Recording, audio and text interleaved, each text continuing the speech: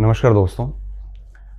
इन दिनों मेरे पास जो मुख्य रूप से प्रश्न पूछा जा रहा है अभ्यर्थियों के द्वारा, वो है रीट पात्रता को लेके। और पिछले 2-3 दिन से बच्चे काफ़ी उत्सुक भी हैं, थोड़े बहुत भय में भी हैं, थोड़े डाउट में भी हैं और कुछ ऐसे पजल से भी हैं। तो इस कारण से मैसेजेस आए थे मेरे पास काफ़ी कुछ संख्या में। आग्रह था कि एक सर आप वीडियो बना दीजिए। कई बच्चों के प्रश्न थे कि सर फर्स्ट ग्रेड की तैयारी कर रहे हैं, इस पात्रता का क्या करें। कईयों का प्रश्न था कि वरिष्ठ अध्यापक की तैयारी ठीक चल रही है, अब पात्रता का क्या करें। कई स्टूडेंट का ये प्रश्न है कि बीएसटीसी या बीएड फर्स्ट ईयर में हूँ, पात्र हो पाऊंगा कि नहीं हो पाऊंगा। किसी का प्रश्न था कैसे तैयारी करें, किसी का है कि मैंने पहले पात्रता कर रखी है, अब उसका क्या करूं, वापस तैयारी करूं या मेंस पे ध्यान दूं। तो मतलब ऐसे छोटे छोटे बेसिक से प्रश्न हैं जो अभ्यर्थियों के, एक शिक्षक से उम्मीद रहती है अभ्यर्थियों को कि उनका वो अपने अनुभव से समाधान करें।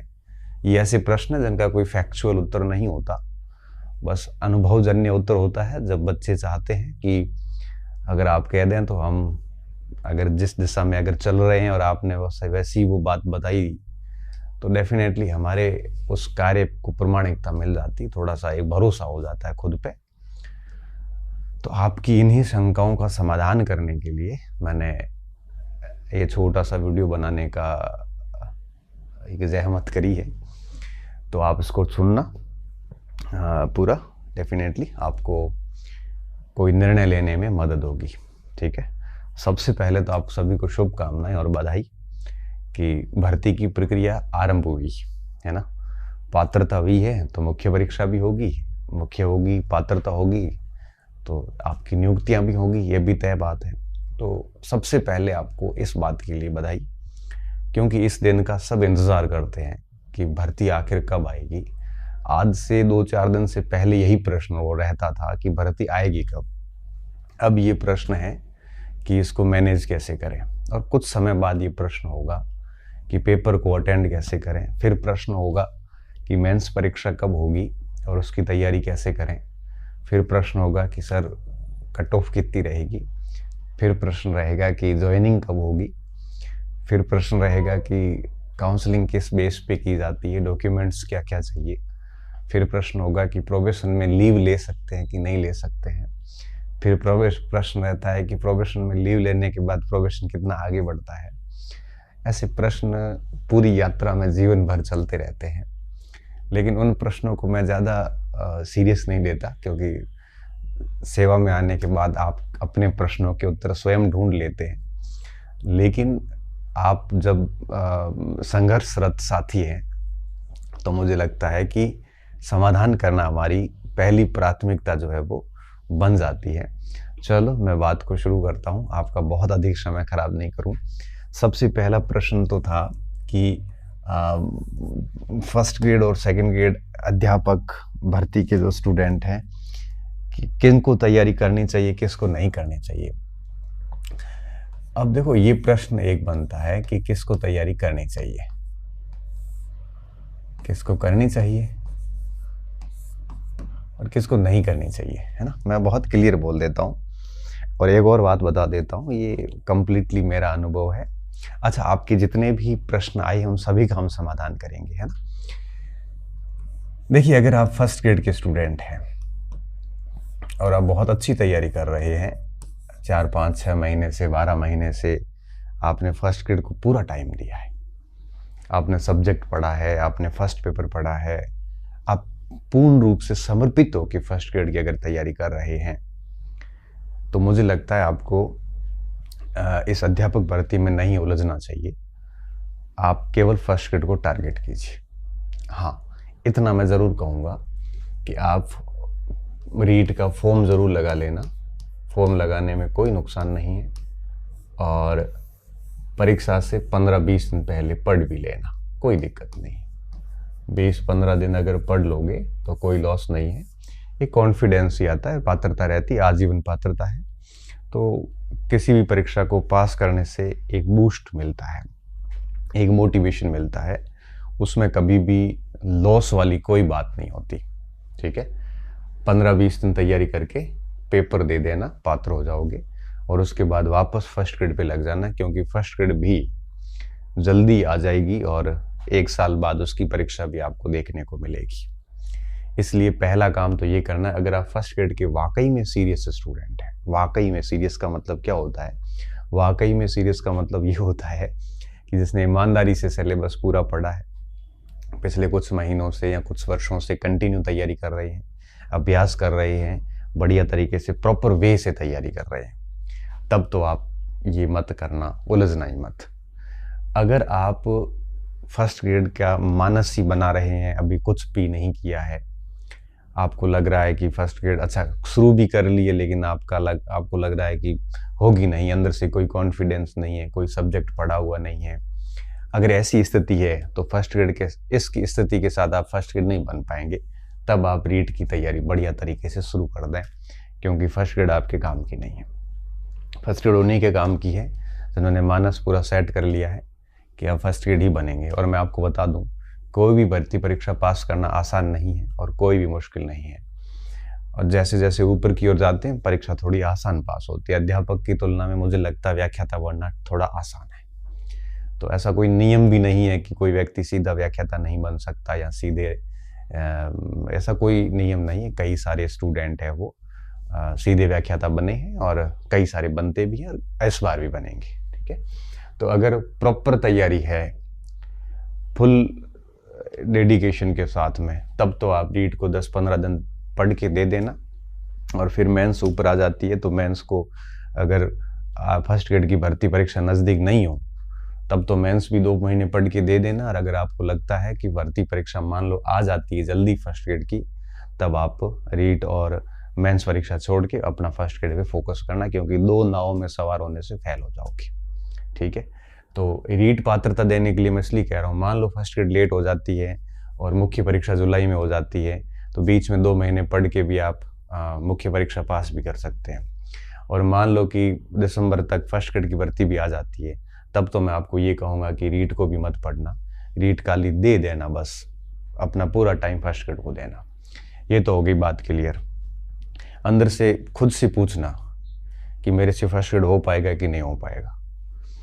अगर आपने 1-2 बार सिलेबस पढ़ा है, अगर आप फर्स्ट के पेपर पढ़ रहे हैं, अगर आपकी तैयारी ठीक है, पिछले कुछ महीनों से या कुछ वर्षों से तैयारी कर रहे हैं, अगर आपकी अंतरात्मा साथ दे रही है, तो फर्स्ट ग्रेड के साथ बने रहना, रीट में समय मत खराब करना। ठीक है, अगर आपको लगता है कि अपना नहीं होगा, अपना ये सिलेबस क्राइटेरिया से बाहर है, तो आपने कोर्स कहीं परचेज भले ही की है तो छोड़ देना और आप रीट पे लग जाना, क्योंकि अवसर मत गंवाना। मैं तो ये कह रहा हूँ, ये डिसीजन आपका, मुझे नहीं पता कि आपका बौद्धिक लेवल क्या है, आपकी तैयारी कैसी है। तो इस बात का ध्यान रखना कि फर्स्ट ग्रेड भर्ती अभी हाल फिलहाल है नहीं, और पात्रता को बढ़िया दे देना, 10-15 दिन पढ़ के, इससे ज़्यादा समय मत देना। और पात्रता देने के बाद में भी अगर फर्स्ट ग्रेड नहीं आती है तो आप है वो एक बार 1-2 महीने के लिए मेंस पढ़ के भी दे सकते हैं, क्या पता जॉब सिक्योर हो जाए। और बीच में अगर फर्स्ट ग्रेड आ जाती है तब आप है वो ये अध्यापक भर्ती पूरी छोड़ देना और वापस अपने फर्स्ट ग्रेड के ऊपर लगना। तो मेरा कहने का मतलब है कि फर्स्ट ग्रेड के सीरियस स्टूडेंट को 1-2 महीने से ज़्यादा का समय नहीं देना चाहिए। फिर बात आती है ग्रेड सेकंड की, वरिष्ठ अध्यापक। ठीक है, इनके लिए मैं आपको यही कहूँगा कि जितने भी ग्रेड सेकंड के स्टूडेंट हैं उनको सीरियसली रीड देना चाहिए। क्यों देना चाहिए? क्योंकि अध्यापक और वरिष्ठ अध्यापक जैसे हिंदी है, संस्कृत है, सामाजिक है, इनके सिलेबस काफ़ी कॉमन है, तो इनको बहुत सीरियसली देना चाहिए और बहुत गंभीरतापूर्वक तैयारी करते हुए काम करना चाहिए। ठीक है, तो इनको 1-1.5 महीने तैयारी कर देनी चाहिए। अगर आप सब्जेक्ट पढ़ रहे हैं, कोचिंग पढ़ रहे हैं तो चलने दीजिए, साथ में एक पोर्शन, एक लैंग्वेज वगैरह शुरू कर दीजिए, क्योंकि जैसे सामाजिक के स्टूडेंट हैं आप, तो सामाजिक तो आपकी अपने विषय के साथ हो जाएगी, साइकोलॉजी आप फर्स्ट पेपर के साथ कर लोगे, भाषा थोड़ी देख लेना तो आपका वैसी पात्रता हो जाएगी। जैसे आप हिंदी के स्टूडेंट हैं, चाहे इंग्लिश के स्टूडेंट हैं, तो आपका 60 का तो वैसे हो जाता है। साइकोलॉजी आप फर्स्ट पेपर में कर लेते, उनको भी केवल भाषा देखनी होती है। तो 1-1.5 महीने बढ़िया से भाषा देख के, और भाषा का मतलब एक संस्कृत होगी, किसी की हिंदी होगी, वो पढ़ के बढ़िया दे देना, तो आपका पात्रता हो जाएगी। आप लापरवाही मत करना, सेकंड ग्रेड के स्टूडेंट को कह रहा हूँ, क्योंकि ग्रेड सेकंड और ग्रेड थर्ड मतलब अध्यापक और वरिष्ठ अध्यापक, इन दोनों का सिलेबस काफ़ी कॉमन होता है। वरिष्ठ अध्यापक की तैयारी करने वाले स्टूडेंट आराम से अध्यापक भर्ती परीक्षा को पास कर लेते हैं, क्योंकि कोई 20-30% सिलेबस का चेंजेस होता है, ज़्यादा नहीं होता। तो इनको करनी ही चाहिए, और बहुत ही कम से कम 1-1.5 महीने तैयारी है वो कर लेनी चाहिए। ठीक है, तो इससे क्या होगा कि इनकी पात्रता हो जाएगी, और उसके बाद में फिर मेंस में भी ग्रेड 2 में वापस चीज़ें काफ़ी कॉमन हो जाती हैं, उनको करनी चाहिए। तीसरा आता है अध्यापक भर्ती। ठीक है, अध्यापक जो है, अब उनके तो आपको पता है कि उनको तो करनी ही पड़ेगी, क्योंकि L2 हो चाहे L1 हो, बिना इसके काम चलेगा नहीं। अच्छा, जिनकी पात्रता हो रखी है, जिनकी हो रखी है पात्रता, तो मान लो अध्यापक भर्ती, उसकी पात्रता ऑलरेडी क्लियर है आजीवन वाली, अगर पात्रता हो रखी है तो उनको लास्ट में 10-15 दिन पढ़ के एक बार दे देना चाहिए। 10-15 दिन से नुकसान कुछ नहीं है। इसके बहाने आपका साइकोलॉजी है, मेथड्स है, सब्जेक्ट है, कुछ रिवीजन हो जाएगा। L1 वालों के लिए तो गणित है, और आपके पर्यावरण है, भाषा है, दोनों भाषाएं हैं, साइकोलॉजी है, टीचिंग मेथड है, सबका रिवीजन हो जाता है। इसलिए पात्रता अगर हो रखी है तो 15 दिन 20 दिन पढ़ के बढ़िया दे देना चाहिए। और पात्रता अगर नहीं हो रखी है, तो पात्रता अगर नहीं हुई है तो आपको ये 3 महीने ही तैयारी कर लेनी चाहिए, ढंग से करनी चाहिए। मैं तो यही कहूँगा, अगर पात्रता आपके पास नहीं है तो आपको किसी भी प्रकार की कोई लापरवाही है वो नहीं करनी है, किसी भी प्रश्न में नहीं उलझना है, और आगामी 3 महीने कंप्लीटली पात्रता पे फोकस करना है। और इससे क्या होगा, पात्रता हो जाएगी, और पात्रता होने के बाद फिर आप जब मेंस की तैयारी करोगे तो आपको 40% सिलेबस पढ़ा हुआ मिलेगा पात्रता का, और पीछे जो शेष बचेगा वो आपको मेंस के लिए उतना 4-5 महीने का टाइम मिल जाएगा। ठीक है, तो ये बात हो गई। जिनकी पात्रता नहीं है वो आज से ही शुरू कर दे परीक्षा तक, और जिनकी पात्रता हो रखी है वो लास्ट में 15-20 दिन पढ़ के दे दे। और सेकंड ग्रेड है, सेकंड ग्रेड के अंदर आपको यूँ कहिए कि बहुत गंभीरतापूर्वक 1-1.5 महीने तैयारी करके दे। और अगर फर्स्ट ग्रेड में हैं आप, तो आप टाइम पास के लिए दे सकते हैं बाकी। और अगर आप फर्स्ट ग्रेड के सीरियस स्टूडेंट नहीं है तो आप अपने आप को इधर डाल दो और वापस सीरियसली रीट दे दो। ठीक है, ये तो बातें हो गई पूरी। ठीक है, तो फर्स्ट ग्रेड वालों को कंफ्यूज नहीं होना है। अगर आपकी शानदार तैयारी है तो फर्स्ट ग्रेड पे डटे रहें, उसमें सिलेक्शन हो जाएगा। आप यूं ही इसकी लालच में मत आना, मैं सिर्फ इतना ही कहूँगा। दूसरा प्रश्न ये था कि पात्र कौन है ना। अगर आप मुझसे ये पूछोगे कि सर पात्र कौन है, तो एनसीटी के नियम ये कहते हैं कि बीएड या बीएसटीसी में अगर किसी ने प्रवेश भी ले लिया है, चाहे फर्स्ट ईयर हो चाहे सेकेंड ईयर हो, अगर वो प्रशिक्षण प्राप्त कर रहा है तो उन सबका उस दौरान वो पात्रता परीक्षा पास करते हैं तो सारे पात्र माने जाते हैं। तो फर्स्ट ईयर और सेकेंड ईयर दोनों ही पात्र है ना। अगर आप ये कहोगे कि सर मैं फर्स्ट ईयर में पढ़ रहा हूँ, मैं पात्र हूँ कि नहीं, वह पात्र है, कोई दिक्कत नहीं है, आपकी डिग्री वैलिड है। अगर आप सेकेंड ईयर में तब भी वैलिड है, फर्स्ट ईयर में है तब भी वैलिड है, डिग्री पात्रता की वैलिड है। हाँ, मुख्य परीक्षा का इनका रूल्स रहता है। कई बार परीक्षा डेट तक चाहिए होता है, कई बार फॉर्म की लास्ट डेट तक मांगते हैं। वो इस बार क्या मांगेंगे, वो जब परीक्षा की मुख्य परीक्षा का जब विज्ञापन आएगा तो उस विज्ञापन में हमें पता चलेगा कि इन्होंने क्वालिफिकेशन की लास्ट डेट क्या मांगी है। ठीक है, आप पात्रता के लिए फर्स्ट ईयर सेकेंड ईयर के दोनों एलिजिबल, इसलिए इसकी ढंग से तैयारी करना। क्योंकि पात्र हो जाते हैं तो मान लो कि इस भर्ती मुख्य परीक्षा में आप पात्र नहीं हो पाते हैं, आपकी क्वालिफिकेशन कम रह जाती है, तो 27 में वापस वैकेंसी आएगी, क्योंकि ये गवर्नमेंट 2 वैकेंसी तो करेगी। तो उसमें आपकी पात्रता हो रखी होगी, तब आपको पात्रता पे टाइम देना नहीं पड़ेगा, आपको केवल मेंस पे फोकस करना पड़ेगा। तो आपका पहले एक चरण पूरा हो रखा होगा तो एक कॉन्फिडेंस रहेगा। इसलिए आप सभी पात्र हैं और बढ़िया से तैयारी करते रहे। और बाकी रीट का विज्ञापन आज या कल में आ जाएगा तो उसमें और भी चीज़ें सारी क्लियर हो जाएगी। वैसे मेरा जो नॉलेज है वो ये कहता है कि फर्स्ट ईयर वाले भी पात्र, एनसीटी खुद यही कहता है कि एडमिशन बीएसटीसी या बीएड में लेने के बाद वो जब भी रीट पास करेगा उसी दिन से वो पात्र मान लिया जाएगा, चाहे वो फर्स्ट ईयर की कक्षा हो चाहे सेकंड ईयर की कक्षा हो, कोई दिक्कत नहीं, फिर वो पात्रता आजीवन रहती है।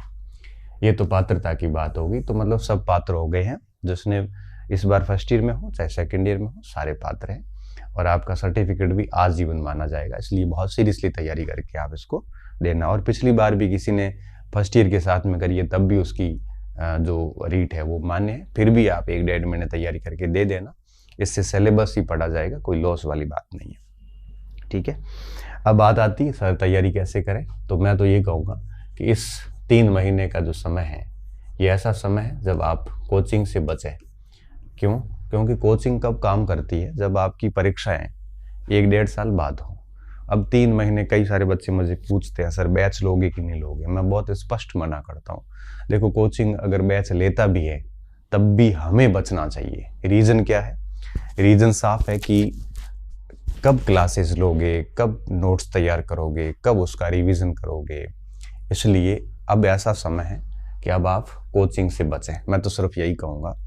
और ज़्यादा से ज़्यादा आप Rajasthan board for secondary education जो है RBSE की पुस्तकों पे ध्यान दें, क्योंकि माध्यमिक शिक्षा बोर्ड पेपर बनाएगा तो डेफिनेटली अपनी पुस्तकों से ही बनाता है। 6ठी से लेकर आपके 10वीं तक की जो पुस्तकें हैं ये आपके L2 वालों के लिए और 8वीं तक की पुस्तकें L1 के लिए ज़रूर पढ़ें आप। और जो कोर्स में से बाहर बचता है उसके लिए कोई गाइड आप ला के पढ़ लीजिए। ठीक है, तो RBSE और गाइड पे फोकस कीजिए। आखिर पात्र ही होना है, मेरिट में तो आना नहीं है। ऊपर से पढ़ लो, 5 विकल्प होंगे इस बार, नेगेटिव मार्किंग है नहीं, 150 के 150 अटेम्प्ट करने हैं, 90 नंबर लाने हैं। आरक्षण को छोड़ दो, आप तो 90 का टारगेट कीजिए। इसलिए सामाजिक और सब्जेक्ट के लिए आप केवल RBSE पढ़ें और बाकी पोर्शन के लिए गाइड्स पढ़ लें। मनोविज्ञान की गाइड आपने पढ़ ली होगी, आपको पता है कईयों ने सिखवाल पढ़ी है, कईयों ने वंदना जादौन पढ़ी है, कईयों ने धीर सिंह पढ़ी है। जिसके पास जो भी किताब है उसको पढ़ लो आप। देखो, मटेरियल महत्वपूर्ण नहीं होता, आपका पढ़ने के तरीके महत्वपूर्ण होते हैं। ठीक है, इसका ध्यान रखना आप। साइकोलॉजी जैसे गणित है, तो गणित में आपने किसी ने अपने अपने स्रोतों से पढ़ाई कर रखी है ऑलरेडी, क्योंकि इसमें कोई नया बच्चा नहीं है। कईयों ने कोचिंग्स कर रखी है तो कोचिंग का मटेरियल भी पर्याप्त है, उनको वापस गाइडों की तरफ जाने की ज़रूरत नहीं है, है ना। तो गाइड है, RBSE है या फिर नोट्स, आप अपने जो नोट्स हैं इन तीनों में से तीनों का सहारा ले सकते हैं। जो टॉपिक RBSE में मिलते हैं उनको आप टिक करके PDF बना के RBSE से पढ़ लो, और जो टॉपिक आपके नोट्स में है आपने खुद ने बनाए हैं वो नोट्स से पढ़ लो। इन दोनों में नहीं मिलते हैं तो गाइड से देख लो। इन तीनों को कंबाइंड करके, अच्छा तीनों से कोई समझ में नहीं आता है तो पार्शियली आप कोई कोचिंग संस्थान में कोई पोर्शन कर सकते हैं। जैसे किसी को संस्कृत समझ में नहीं आ रही है तो संस्कृत पढ़ सकता है कोचिंग में जाके, क्योंकि 1.5 महीने में हो जाएगी और समझ में भी आ जाएगी। किसी को गणित समझ में नहीं आती है तब वो कर सकता है। अब आप फुल बैच की बजाय पार्शियल बैच ज्वाइन करके कुछ पार्ट है वो तैयार कर सकते हैं। इस चीज़ का आपको ध्यान रखना है। ठीक है, कोचिंग से बचना है। अभी आपको क्या करना है, सेल्फ स्टडी करनी है। आप अगर ये मत सोचना कि मैं सर पहली बार कर रहा हूँ, बिना कोचिंग कैसे होगा, आराम से हो जाता है, सब पहली बार ही करते हैं।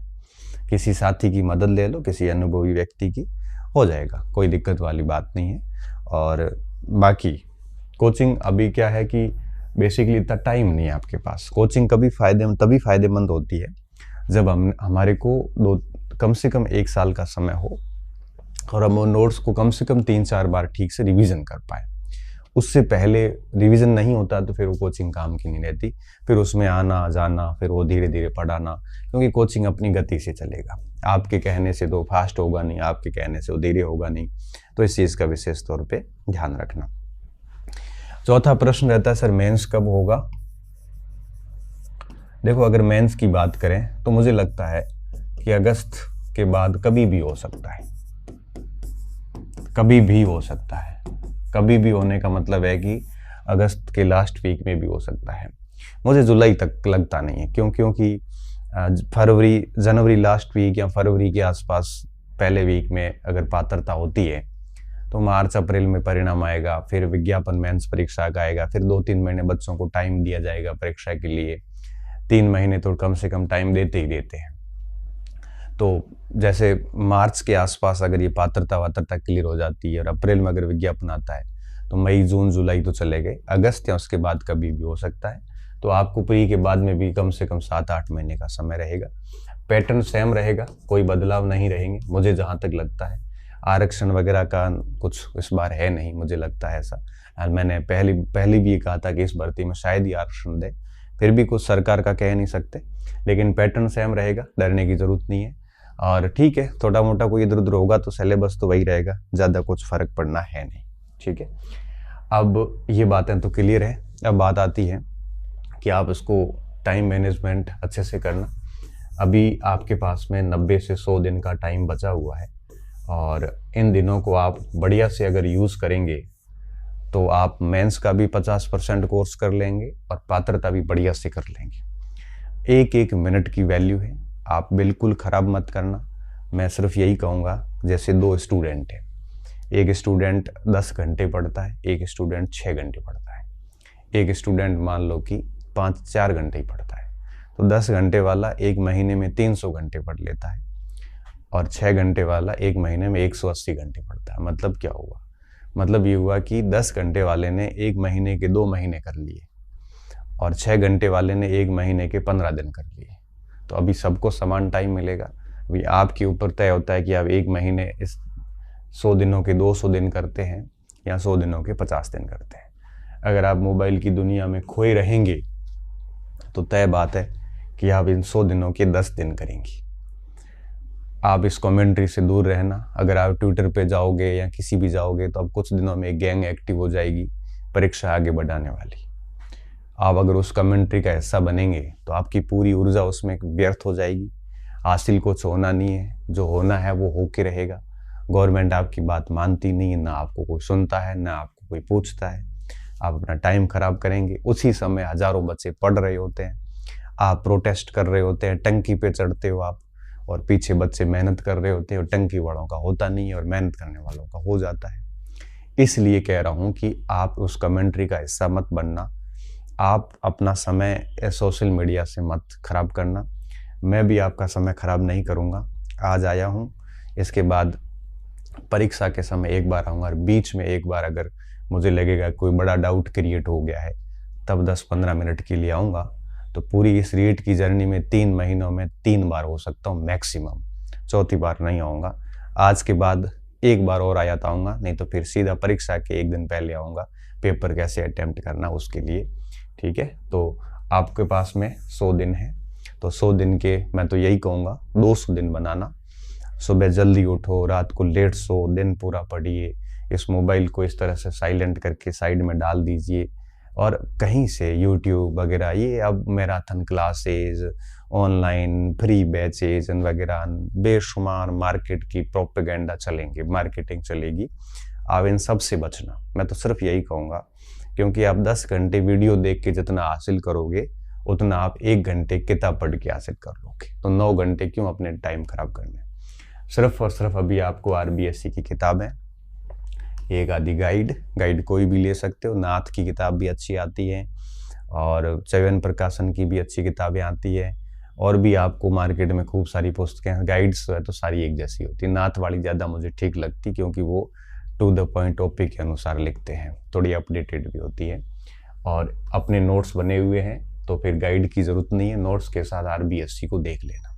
ठीक है, इन दोनों में से एक कर लेना, और ये आरबीएससी तो अनिवार्य रूप से करना, और कोचिंग अब ज्वाइन करना मत। ठीक है, बाकी मोबाइल की दुनिया से दूर चले जाना। 3 महीने सौगंध ले लो कि मैं बहुत ज़्यादा ज़रूरत था कि तभी इस मोबाइल को देखेंगे, अन्यथा नहीं देखेंगे।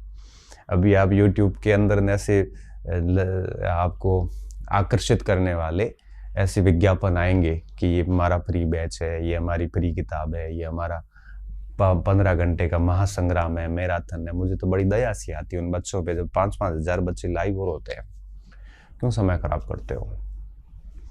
बेहतर है किताब पढ़िए। हालांकि आप मेरे विचारों से असहमत नहीं है तो कोई बात नहीं, आप मैराथन देखिए, आप आराम से फ्री बैचेस करिए, कोचिंग जाइए, मैं मना नहीं करूँगा। लेकिन मेरा व्यक्तिगत अनुभव ये है कि ऐसे समय में केवल यही सहायक होते हैं, ये फ़ायदे नहीं देते, क्योंकि मैं खुद कोचिंग चलाता हूँ, मैं खुद यूट्यूब पे हूँ, उसके बावजूद भी अगर मैं ये बात कह रहा हूँ तो निश्चित तौर पे बहुत अनुभव और बहुत हिम्मत करके बोल रहा हूँ। ठीक है, तो टाइम का मैनेजमेंट करना, सुबह से शाम तक 10 घंटे, 12 घंटे, 15 घंटे जितने आप पढ़ सकते हो पढ़ना।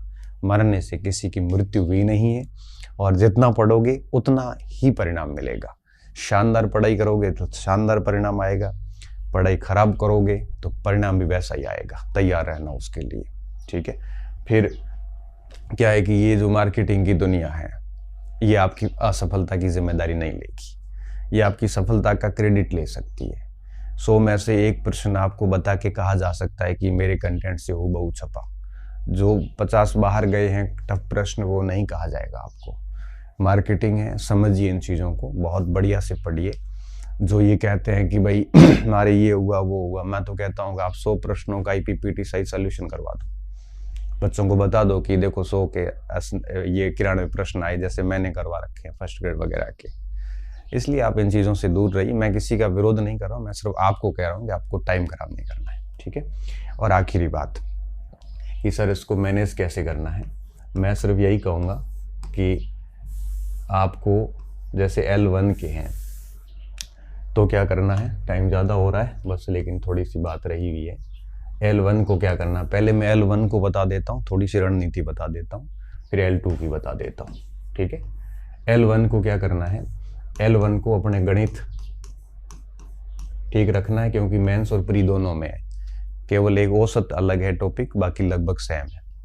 दूसरा मनोविज्ञान ठीक रखना है, मनोविज्ञान में एक लास्ट वाली जो आपके इकाई है वो अलग है, बाकी लगभग पूरा सेम है। ठीक है, और तीसरा हिंदी लगभग सभी का है, तो हिंदी की ग्रामर और वो लगभग सेम है, थोड़ा सा एक्स्ट्रा है। ये 3। और इस दूसरी भाषा आपके किसी के संस्कृत है, किसी के अंग्रेजी है ये, और चौथा है पर्यावरण। ठीक है, ये 150 प्रश्न हो गए। मैं आपको एक सिंपल सा बता देता हूँ। L1 वालों को क्या करना है, L1 वालों को इन तीनों को डेली टाइम देना है। 1-2 घंटे गणित को दे दो बल्कि, मनोविज्ञान को और भाषा को। एक भाषा पढ़ते हो फिर दूसरी शुरू करो, दूसरी पढ़ते हो तब बंद कर दो पहली, और फिर दूसरी पूरी होते पहली शुरू कर दो। इसको रैंडम चलने दो, मनोविज्ञान चलने दो। और रही बात पर्यावरण की, पर्यावरण के अंदर RBSC की किताब के टॉपिक देख के लेना, और RBSC में जो टॉपिक नहीं है वो किसी गाइड से देख लेना, वो लास्ट में देखना, और थोड़ी विधियाँ इसकी देख लेना। ठीक है, विधियों को थोड़ा देख लेना, बाकी आप ज़्यादा लोड देने की आवश्यकता नहीं है ना। तो दिन के 3 भागों में टाइम बांट दो, गणित पढ़िए, मनोविज्ञान पढ़िए और भाषा पढ़िए। पूरा दिन यही पढ़िए आप, तीनों को घुमा घुमा के पढ़ते जाइए, और थोड़ा बहुत समय बचता है तो पर्यावरण को देख लीजिए। ठीक है, सबसे कम समय आपको पर्यावरण को देना है। पर्यावरण में आप अगर जैसे सप्ताह में 2 दिन पर्यावरण को देते हो, 1 दिन भी देते हो, तो उसमें भी मोस्टली टाइम विधियों को देना। पर्यावरण के फालतू के बहुत सारे टॉपिक है, उनमें ज़्यादा फंसने की ज़रूरत नहीं है। RBSC की किताबों से टॉपिक देख लेना, जो नहीं मिलते हैं गाइड से देख लेना। मोटा जो आपको अपना जो टाइम इन्वेस्टमेंट है वो इन 4 पोर्शन में करना। 120 में से यही आपको पास करवा देते हैं। ठीक है, तो सबसे ज़्यादा ध्यान इस पे रखना है, गणित, मनोविज्ञान। और मनोविज्ञान पूरी होती है तब पर्यावरण की विधियाँ कर लेना, और विधियाँ पूरी होती है फिर वापस मनोविज्ञान कर लेना। दिन के समय को इस हिसाब से बांट लो। हिंदी पूरी होती है जब संस्कृत पढ़ लेना, संस्कृत पूरी होती है तो हिंदी पढ़ लेना।